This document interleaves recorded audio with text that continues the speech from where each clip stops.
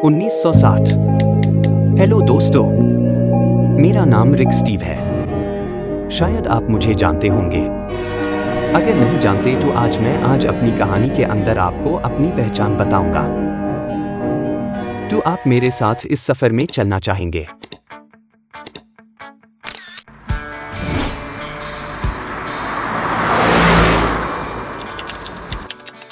उन्नीस आज में 23 वर्षीय हो गया और कॉलेज से निकला ही था और रोमांच की चाहत में हिप्पी ट्रेल पर निकल पड़ा। 3000 मील की यात्रा ने तुर्की, ईरान, अफगानिस्तान, पाकिस्तान, भारत और नेपाल के माध्यम से आत्मखोज के एक ट्रांसफॉर्मेटिव अनुभव का वादा किया। और मियां स्कूल के दोस्त जीन ओपेनशॉ के पास एक बड़ा नक्शा, सीमित जानकारी और there was a shared sense of wonder. 42 साल बाद कोविड-19 महामारी के दौरान मैंने यात्रा से अपनी पत्रिका को फिर से खोजा।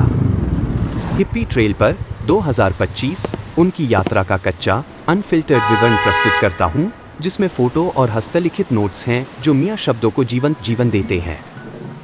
हिप्पी ट्रेल पर मियां अनुभवों ने एक यात्रा लेखक के रूप में भविष्य के लिए मंच तैयार किया। हिप्पी कल्चर का उद्यान 1960s के दौरान हुआ, जब लोग सोशल और इकोनॉमिक चेंजेस के साथ अलोंग नए आइडियाज और फिलॉसफीज को एक्सप्लोर करने लगे। ये मूवमेंट काफी वाइब्रेंट था और इसका कनेक्शन म्यूजिक, पीस और स्पिरिचुअल एक्सप्लोरेशन से था।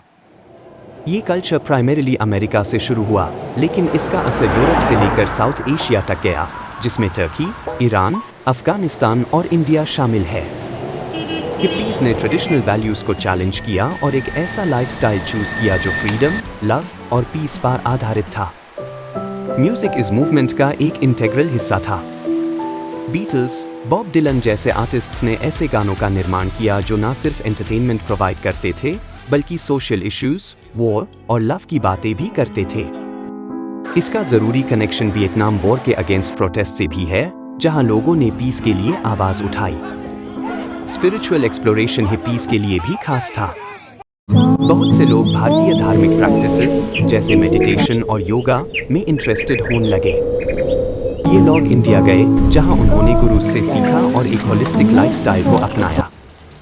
इंडियन फिलॉसफीज जैसे कि हिंदुइज्म और बुद्धिज्म ने उन्हें एक नए पर्सपेक्टिव दिया, जिसे उनका वर्ल्ड व्यू बदल गया।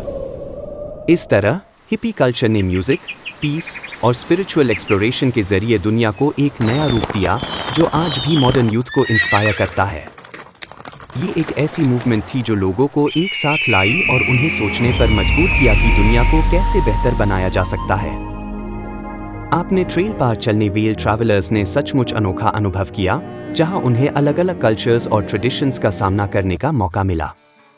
यहाँ कुछ खास कहानियाँ और उदाहरण दिए गए हैं। 1 होली फेस्टिवल। इंडिया के कुछ शहरों में ट्रैवलर्स ने होली का उत्सव देखा। रंग बिरंगी गुलाल और पानी से भरी पिचकारियों के साथ लोग एक दूसरे पर रंग लगाते हैं। इस उत्सव में शामिल होते हुए ट्रैवलर्स ने भागरा और डांडिया भी किया, और ये अंजाम एक दोस्ती का रूप धारण करता है। 2 स्ट्रीट फूड एडवेंचर्स। दिल्ली के चांदनी चौक या वाराणसी के घाट्स के पास ट्रैवलर्स ने लोकल स्ट्रीट फूड का मजा लिया। खट्टा मीठा चाट, गोलगप्पे और आलू टिक्की उनके लिए नई स्वाद भरी अनुभव थी।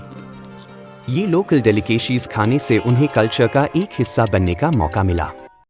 3 traditional music and dance. Morocco के कस्बास या राजस्थान के मिलाज में ट्रैवलर्स ने लोकल म्यूजिशियंस और डांसर्स के साथ मिलकर अपने भागरा या घूमर डांस किया। इस तरह की अनुभव से उनकी कल्चरल अप्रिशिएशन बढ़ी और उन्होंने खुद को लोकल्स के साथ खोजने का मौका दिया। 4 हैंडीक्राफ्ट्स। नेपाल या इंडिया के बाजार्स में ट्रैवलर्स ने लोकल आर्टिसंस से मिलकर हाथ से बनाए गए कपड़े और खिलौने बनाने का अनुभव किया। यहाँ तक कि उन्होंने खुद भी कम करके सीखा कि किस तरह बगरू या पाटोला प्रिंट किया जाता है। 5 कम्युनिटी एंगेजमेंट। भगत सिंह बेंगलोर के एक छोटे से गांव में कम्युनिटी सर्विस प्रोजेक्ट में शामिल आए। वहां उन्होंने स्कूल के बच्चों के साथ पढ़ाई की और छोटे छोटे एनवायरमेंटल प्रोजेक्ट्स में भी मदद की। ये उनके लिए एक मीनिंगफुल इंटरैक्शन था, जहां उन्होंने लोकल इश्यूज को समझा।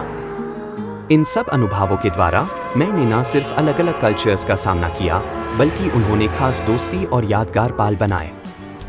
क्या आप इन एक्सपीरियंसेस को विजुअली रिप्रेजेंट करने के लिए एक आर्ट पीस बनाना चाहेंगे?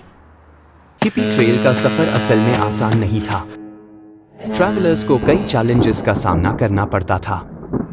सबसे पहले पॉलिटिकल इंस्टेबिलिटी की बात करें तो इस राउट पर कई देश ऐसे थे जहां पॉलिटिकल हालत काफी खराब थी। मिसाल के तौर पर अफगानिस्तान में 1979 में सोवियत इन्वेजन से पहले वहां की पॉलिटिकल सिचुएशन काफी वॉलेटाइल थी। इस वजह से ट्रैवलर्स को काफी खतरे का सामना करना पड़ता था। ईरान का 1979 का रेवोल्यूशन भी इस राउट पर चलने वालों के लिए टेंशन और अनसर्टेनिटी का सबब बनता था। दूसरा बड़ा चैलेंज था हेल्थ रिस्क्स। बहुत से ट्रैवलर्स को इन्फेक्शियस डिजीजेस का सामना करना पड़ता था, जैसे हेपेटाइटिस, कॉलेरा और मलेरिया। ये इलनेसेस उन एरियाज में काफ़ी आम थी जहां हेल्थ केयर फैसिलिटीज़ लिमिट थी। कई बार ट्रैवलर्स वैक्सीनेशन नहीं करवाते थे या मेडिकल हेल्प का भी कोई ऑप्शन नहीं होता, जो उनके लिए एक बड़ी परेशानी बनती थी। लास्टली, चेंजिंग बॉर्डर्स भी एक सिग्निफिकेंट चैलेंज था। पॉलिटिकल सिचुएशन के चलते कभी-कभी बॉर्डर्स बदल जाते थे, जो ट्रैवलर्स के लिए वीज़ा इश्यूज या राउट चेंज का सबब बन सकता था। कभी-कभी बॉर्डर की वजह से ट्रैवलर्स को लंबी डिटूर्स से गुजरना पड़ता था, जो उनके ट्रैवल प्लान्स को काफ़ी मुश्किल बना देता था। यानी कि ये हिपी ट्रेल एक एडवेंचरस और कल्चरल एक्सपीरियंस था, मगर इसमें आने वाली चैलेंजेस को देखते हुए ट्रैवलर्स को काफ़ी रेजिलियंस और अडेप्टेबिलिटी की ज़रूरत होती थी। हिपी ट्रेल का लेगेसी आज भी बैकपैकिंग कल्चर पर गहरा असर डालता है। यहाँ से गुजर के लोगों ने एडवेंचर और कल्चरल कनेक्शंस की तलाश की, जो आज भी चल रही है। आज के ट्रैवलर्स भी उन्हीं वैल्यूज़ को फॉलो करते हैं, नया एक्सपीरियंस जानने और डाइवर्स कल्चर से मिलने की कोशिश करते हैं। हिपी ट्रेल एक ऐसी जर्नी थी जो सिर्फ फिजिकल सफ़र नहीं, बल्कि एक स्पिरिचुअल और सोशल एक्सप्लोरेशन थी। आज भी लोग उसी स्पिरिट के साथ ऑफ-बीट डेस्टिनेशंस पर बैकपैक करते हैं, लोकल कम्युनिटीज़ के साथ जुड़ते हैं और उनके लाइफस्टाइल का हिस्सा बनते हैं। हिपी ट्रेल ने ट्रैवल को एक नई सोच दी, जहां सिर्फ साइटसीइंग नहीं, बल्कि पीपल टू पीपल कनेक्शंस पर भी ज़्यादा जोर दिया गया। इस वजह से आज का ट्रैवल सिर्फ एक वेकेशन नहीं, बल्कि एक पर्सनल जर्नी बन चुका है, जिसे लोग जिंदगी भर याद रखते हैं। हिपी ट्रेल की वजह से लोकल इकोनॉमीज को फायदा हुआ। जब नए सफर करने भी लोग यहाँ आए, उन्होंने लोकल बिजनेसेस जैसे कि हॉस्टल्स, कैफेज और शॉप्स को भारी समर्थन दिया। इस इन्फ्लक्स से न सिर्फ रोजगार के नए अवसर बन गए, बल्कि लोकल आर्टिसंस और खड़िया के प्रतिनिधियों को भी अपने प्रोडक्ट्स बेचने का मौका मिला। कैफेज और रेस्टोरेंट्स ने ट्रैवलर्स के लिए वाइब्रेंट कल्चर और लोकल क्विजीन को प्रस्तुत किया, जिससे इकोनॉमिक ग्रोथ हुई। इस तरह हिपी ट्रेल ने लोकल कम्युनिटीज़ को मजबूती दी और उन्हें अपने प्रोडक्ट्स और सर्विसेज दिखाने का प्लेटफॉर्म दिया। ये सफ़र न सिर्फ धरोहर का असर है, बल्कि यहाँ के लोगों की आर्थिक विकास की कहानी भी है। तो दोस्तों, हिपी ट्रेल सिर्फ एक सफ़र नहीं, बल्कि एक अनोखा अनुभव है। हर मोड़ पर नए किस्से, नए लोग और नए नज़र से दुनिया देखने का मौका मिलता है। आप भी अपने सफ़रों से जुड़ी कहानियाँ या अनुभव हमारे साथ कमेंट सेक्शन में ज़रूर शेयर करें। अगर आपको ये वीडियो पसंद आया हो तो लाइक करें, शेयर करें और हमारे चैनल को सब्सक्राइब करें। मिलते हैं अगले सफ़र में, तब तक के लिए हैप्पी ट्रैवल्स।